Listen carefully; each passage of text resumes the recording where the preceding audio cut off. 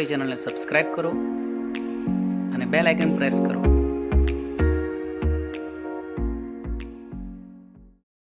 Hello students, how are you everybody? I hope you are all fit and fine. આજે આપણે ધોરણ 10ની poem 2 જેનું નામ છે પેન્સિલ, તેના વિશે અભ્યાસ કરવાના છીએ. આ પોએમની અંદર એક નાનકડી એવી દીકરી, એક નાની એવી છોકરી અવનવા અને વિચિત્ર પ્રકારના ચિત્રો દોરે છે એક સફેદ કાગળની અંદર. અને પછી જ્યારે એને શિક્ષક, એના સ્કૂલના ટીચર એને હોમવર્ક આપે છે ત્યારે ગુસ્સે થઈ જાય છે અને પછી શું કરે છે એ જોઈએ આપણે આ પોએમ 2ની અંદર, જેનું નામ છે પેન્સિલ. તો આવો ત્યારે શરૂ કરીએ. પોએમનું પહેલું સેન્ટેન્સ છે માય ડોટર, એટલે કે મારી દીકરી. મારી દીકરી. લિટલ ડિયર ડોટર, નાની વહાલી દીકરી. લિટલ ડિયર ડોટર એટલે નાની વહાલી દીકરી. લાઇટ્સ અ પેન્સિલ, એક પેન્સિલ પ્રગટાવે છે, એનો મતલબ કે પેન્સિલને પ્રજ્વલિત કરે છે. વિથ અ શાર્પનર, એક શાર્પનર વડે, અણી કાઢવા માટેનું જે શાર્પનર આવે છે એના વડે મારી દીકરી એક પેન્સિલને પ્રગટાવે છે. એનો મતલબ કે પેન્સિલની અણી કાઢીને ધારદાર બનાવે છે. The sky of the white paper, એટલે કે સફેદ કાગળનું આકાશ. The sky of the white paper, સફેદ કાગળનું આકાશ. Begins to be filled with light, અને એ પ્રકાશથી ભરાવાનું શરૂ થાય છે. સફેદ કાગળનું આકાશ પ્રકાશથી ભરાવાનું શરૂ થાય છે. કાગળની અંદર પ્રકાશ ભરાય છે. એનો મતલબ કે છોકરી જે છે, દીકરી જે છે, એ ચિત્રો દોરવાનું શરૂ કરે છે એવું કહેવા માગે છે. આ પેરેગ્રાફ પરથી, આ પંક્તિઓ પરથી આપણો સવાલ નંબર 1 છે, when does the sky of white paper begin to be filled with light, એટલે કે સફેદ કાગળનું આકાશ ક્યારે પ્રકાશથી ભરાવાનું શરૂ થાય છે? તો એનો આન્સર લખીશું આપણે. The sky of white paper begins. Does આપ્યું છે સવાલમાં, એટલા માટે આપણે બિગિનને એસ લગાડવું પડશે. Begins. The sky of white paper begins to be filled with light, સફેદ કાગળનું આકાશ પ્રકાશથી ભરાવાનું શરૂ થાય છે. વેન ધ ગર્લ, જ્યારે આ દીકરી, આ છોકરી, શાર્પન્સ હર પેન્સિલ, તેની પેન્સિલને અણી કાઢે છે. And starts drawing on it, અને તેના ઉપર દોરવાનું શરૂ કરે છે, ત્યારે આ સફેદ કાગળનું જે આકાશ છે એ પ્રકાશથી ભરાવાનું શરૂ થાય છે. બરાબર. ત્યારબાદ next question. The sky of white paper begins to be filled with light. The sky of white paper begins to be filled with light, એટલે કે સફેદ કાગળનું આકાશ પ્રકાશથી ભરાવાનું શરૂ થાય છે. એનો મીન્સ, એટલે કે એનો અર્થ શું થાય? આ વાક્યનો મતલબ શું થાય? તો આ વાક્યનો મતલબ થાય છે કે છોકરી કાગળ પર ચિત્રો દોરવાનું શરૂ કરે છે. ઓકે, તો આન્સર લખીશું કે આ વાક્યનો મતલબ થાય the girl starts drawing on the paper.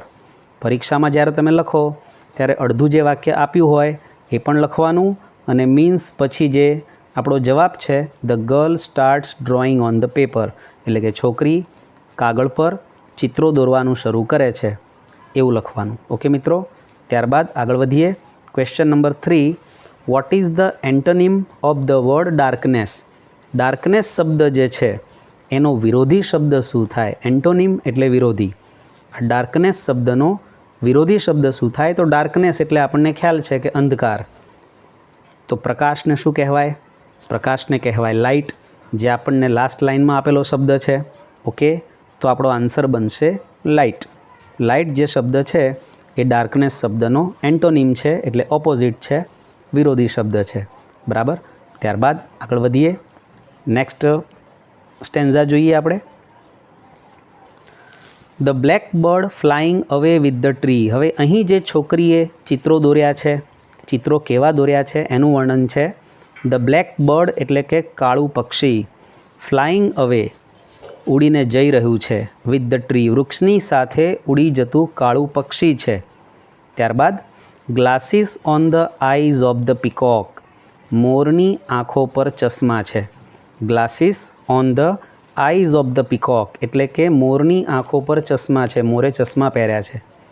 આપણે જોયું કે આ વિચિત્ર પ્રકારના ચિત્રો દોરી રહી છે છોકરી, મોરને ચશ્મા પહેરાવેલા છે. ત્યારબાદ ધ ફાયર ચેરિયટ એટલે કે અગ્નિવાળો રથ, અગ્નિરથ.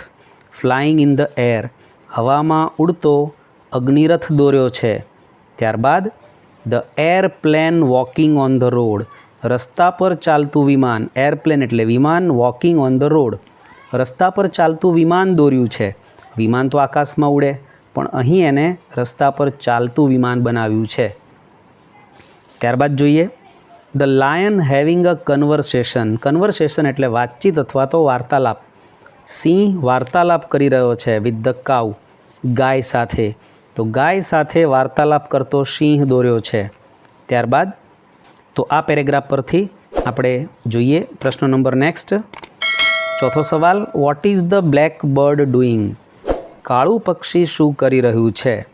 તો અહીં સવાલમાં બ્લેક બર્ડ છે આપણે આગળ લઈ જઈશું, ઇઝને આપણે ક્રિયાપદ તરીકે પાછળ મૂકીશું અને બ્લેક બર્ડ શું કરી રહ્યું છે લખીશું. જવાબમાં આપણે ડુઈંગ શબ્દ લખવાનો નથી, પણ જે ક્રિયા કરી રહ્યું છે કાળું પક્ષી એ લખવાનું છે. ઓકે, તો આપણો આન્સર બનશે the black bird is flying અવે with the tree. The black bird એટલે કે કાળું પક્ષી ઇઝ ફ્લાઇંગ અવે, ઉડીને જઈ રહ્યું છે વિથ ધ ટ્રી, વૃક્ષની સાથે. ઓકે, ત્યારબાદ ક્વેશ્ચન નંબર 5, વોટ ઇઝ સ્ટ્રેન્જ એટલે શું વિચિત્ર બાબત છે? About the peacock drawn by the girl, આ છોકરી દ્વારા દોરવામાં આવેલા મોર વિશે કઈ બાબત વિચિત્ર છે? શું વાત છે જે આપણને વિચિત્ર લાગે છે? તો છોકરીએ જે મોર દોર્યો છે એને ચશ્મા પહેરેલા છે, એ વાત વિચિત્ર છે. બરાબર, તો એનો આન્સર બનશે the peacock drawn by the girl, એટલે કે છોકરી દ્વારા દોરવામાં આવેલો મોર ઇઝ વેરિંગ ગ્લાસીસ, એણે પહેરેલા છે ચશ્મા. વેરિંગ ગ્લાસીસ એટલે ચશ્મા પહેરેલા છે. ઓકે, ત્યારબાદ question number 6, what is flying in the air? હવામાં શું ઉડી રહ્યું છે? What is flying in the air? હવામાં શું ઉડી રહ્યું છે? તો હવામાં અગ્નિરથ ઉડી રહ્યો છે, ફાયર ચેરિયટ ઉડી રહ્યો છે. બરાબર, તો આન્સર બનશે ધ ફાયર ચેરિયટ. ચેરિયટનો મતલબ થાય છે રથ. ધ ફાયર ચેરિયટ એટલે અગ્નિરથ is flying in the air, હવામાં ઉડી રહ્યો છે. બરાબર, ત્યારબાદ next question number 7, what is walking on the road? What is walking, શું ચાલી રહ્યું છે ઓન ધ રોડ, રસ્તા ઉપર શું ચાલી રહ્યું છે? કઈ વસ્તુ છે જે રસ્તા પર ચાલી રહી છે? તો એરપ્લેન, વિમાન ચાલી રહ્યું છે. તો અહીંયા લખીશું આન્સર આપણે the airplane is walking on the road, વિમાન રસ્તા ઉપર ચાલી રહ્યું છે. બરાબર મિત્રો, ત્યારબાદ question number 8, who are having a conversation? કોણ વાતચીત કરી રહ્યું છે? કોની કોની વચ્ચે વાતચીત થઈ રહી છે? તો સિંહ અને ગાય વચ્ચે વાતચીત થઈ રહી છે. બરાબર, તો આન્સર લખીશું આપણે the lion and the cow, એટલે કે સિંહ અને ગાય આર હેવિંગ અ કન્વર્સેશન, સિંહ અને ગાય વાતચીત કરી રહ્યા છે, વાર્તાલાપ કરી રહ્યા છે. ઓકે, ત્યારબાદ ક્વેશ્ચન નંબર 9, ટ્રુ ફોલ્સ છે. વાક્ય છે the cow is having a conversation with the peacock, ગાય વાતચીત કરી રહી છે મોર સાથે. ટ્રુ ઓર ફોલ્સ, તો સાચું કે ખોટું? તો ખોટું વાક્ય છે. સાચી વાત તો છે કે ભાઈ ગાય સિંહ સાથે વાતચીત કરી રહી છે, મોર સાથે નહીં. તેથી આ વાક્ય થશે ફોલ્સ. ઓકે, એક્ઝામમાં પ્રશ્નોના જવાબ પણ પૂછાઈ શકે છે અને ટ્રુ ફોલ્સ પણ પૂછાઈ શકે છે મિત્રો, એટલે ખાસ તૈયાર કરવાના છે ને ખાસ યાદ રાખી લેવાના છે.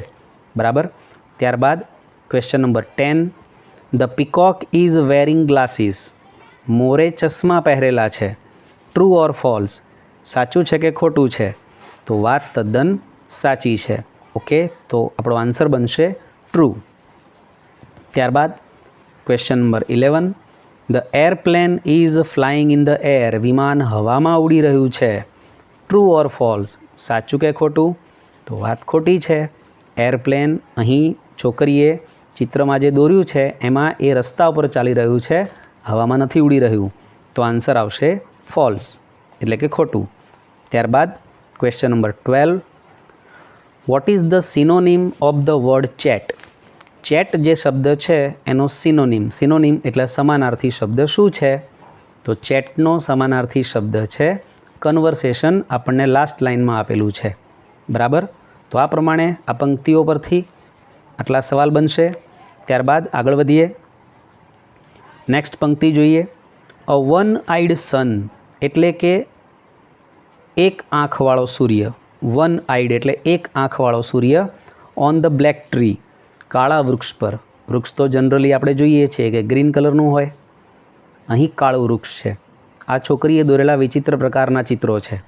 A one eyed sun on the black tree કાળા વૃક્ષ પર એક આંખવાળો સૂર્ય છે, એક જ આંખ છે એવો સૂર્ય બનાવ્યો છે. ત્યારબાદ with a patch of clouds over it અને એની ઉપર તેના ઉપર ક્લાઉડ્સ, પેચ ઓફ ક્લાઉડ્સ એટલે વાદળનો એક ધબ્બો છે, એક ડાઘો છે. With a patch of clouds over it તેના ઉપર વાદળનો એક ધબ્બો છે, એક ડાઘો છે. અ બ્લુ ફિશ વાદળી રંગની, ભૂરા રંગની એક માછલી ફ્લાઇંગ ઉડી રહી છે.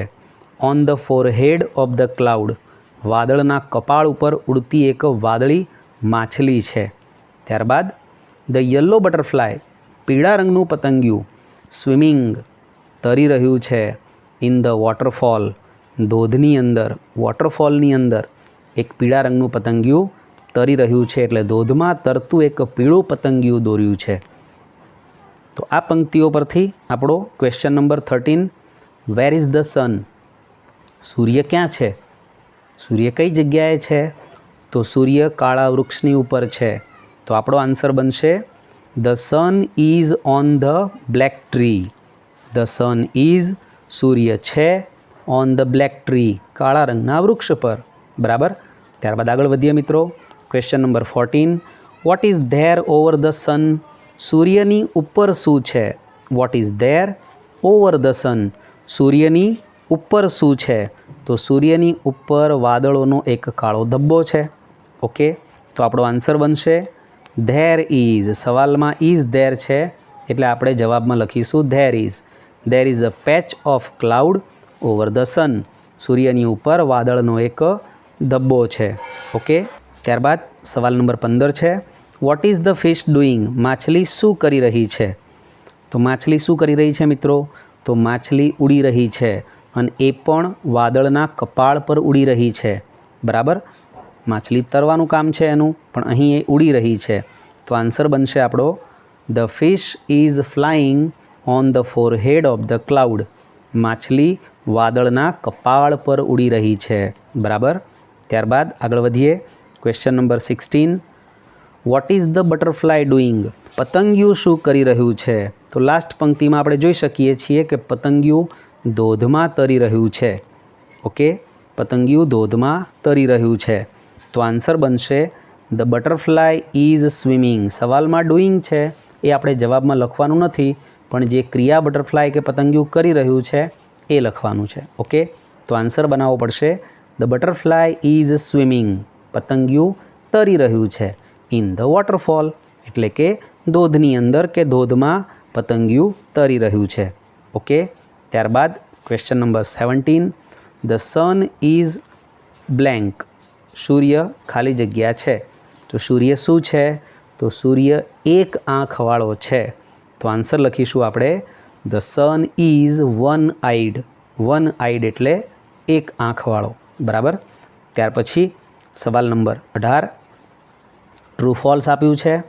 The blue fish is swimming in the waterfall વાદળી રંગની માછલી ધોધમાં તરી રહી છે. ટ્રુ ઓર ફોલ્સ, ખરું કે ખોટું, તો વાક્ય તદ્દન ખોટું છે. જવાબ આવશે ફોલ્સ. માછલી નથી તરી રહી, પીળા રંગનું પતંગિયું વોટરફોલની અંદર એટલે કે ધોધમાં તરે છે. બરાબર, માછલી તો ઉડે છે. રાઈટ. ત્યારબાદ question number 19 the yellow butterfly is swimming in the waterfall પીળા રંગનું પતંગિયું ધોધમાં તરી રહ્યું છે. તો વિધાન સાચું છે કે ખોટું છે, તો વિધાન તદ્દન સાચું છે. લાસ્ટ લાઇનમાં આપણે જોયું, તો જવાબ આવશે ટ્રુ. ઓકે, ત્યારબાદ question number 20 the sun is one eyed સૂર્ય એક આંખવાળો છે.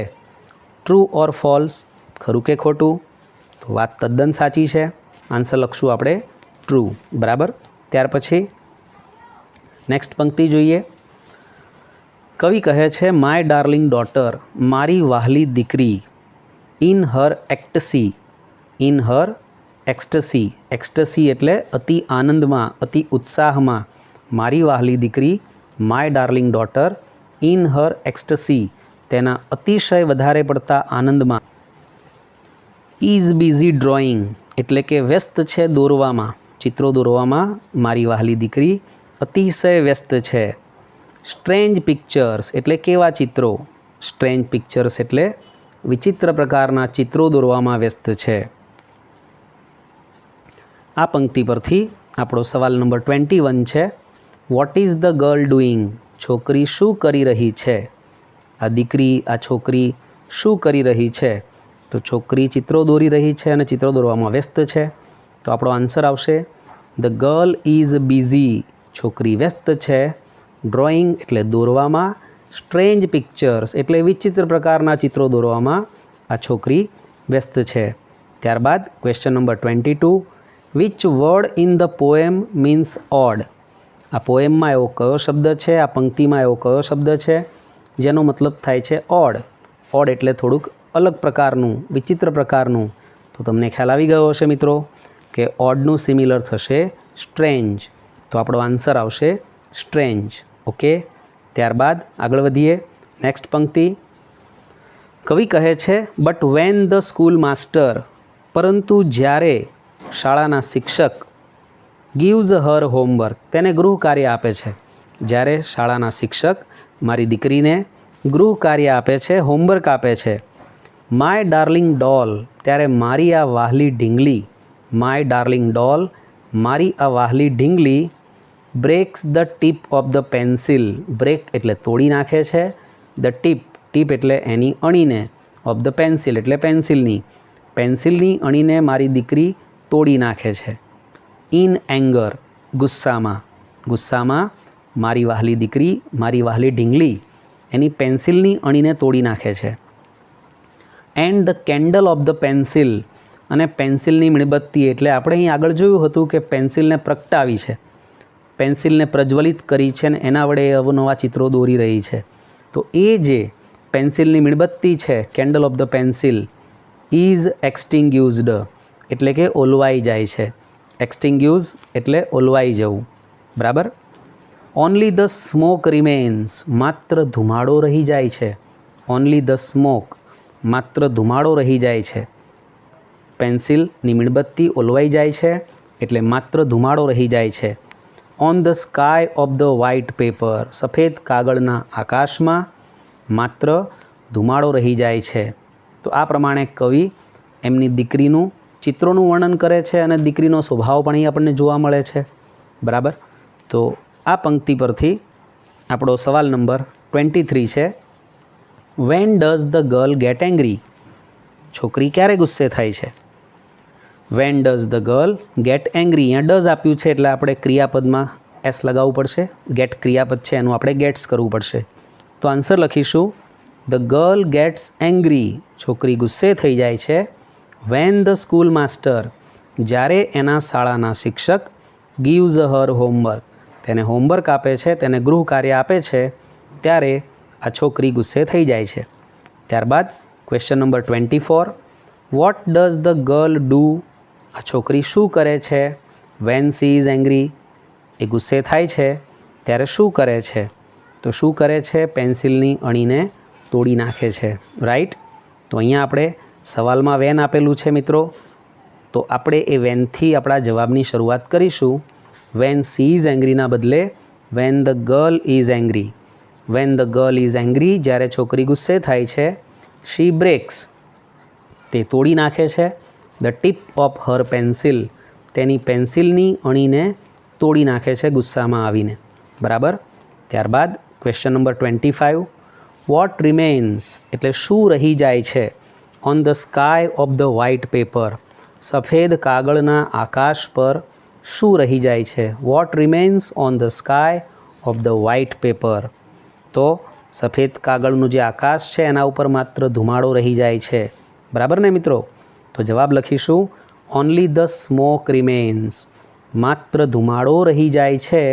On the sky of the white paper, સફેદ કાગળના આકાશ પર માત્ર ધુમાડો રહી જાય છે, બરાબર. ત્યારબાદ question number 26, the blank is extinguished એટલે કે ખાલી જગ્યા ઓલવાઈ જાય છે. તો શું ઓલવાઈ જાય છે. તો પેન્સિલ રૂપી જે મીણબત્તી છે પેન્સિલના રૂપમાં, બરાબર, એ ઓલવાઈ જાય છે. કેન્ડલ ઓફ ધ પેન્સિલ, પેન્સિલની મીણબત્તી ઓલવાઈ જાય છે. તો આન્સર લખીશું the candle of the pencil, પેન્સિલની મીણબત્તી ઇઝ એક્સટિંગ્યુઝડ, ઓલવાઈ જાય છે. એટલે કે હવે બુઠ્ઠી થઈ ગઈ છે અણી, હવે એનાથી બરાબર ચિત્રો દોરી શકાશે નહીં, એટલે એવું કહે છે કે પેન્સિલની મીણબત્તી ઓલવાઈ જાય છે. બરાબર. ત્યારબાદ question number 27, what is the antonym of the word kindled? આ કિન્ડલ્ડ શબ્દ જે છે એનો વિરોધી શબ્દ શું થાય? તો પહેલાં તો આપણે એ જાણવું જરૂરી છે કે આ કિન્ડલ્ડનો મતલબ શું થાય છે. તો કિન્ડલ્ડ એટલે પ્રજ્વલિત થવું અથવા તો પ્રગટાવવું, બરાબર, સળગાવવું, પ્રજ્વલિત કરવું. તો એનું વિરોધી થશે બુઝાઈ જવું અથવા તો ઓલવાઈ જવું. રાઈટ. તો આપણો આન્સર બનશે એક્સટિંગ્યુઝડ, એટલે કે ઓલવાઈ જવું. બરાબર.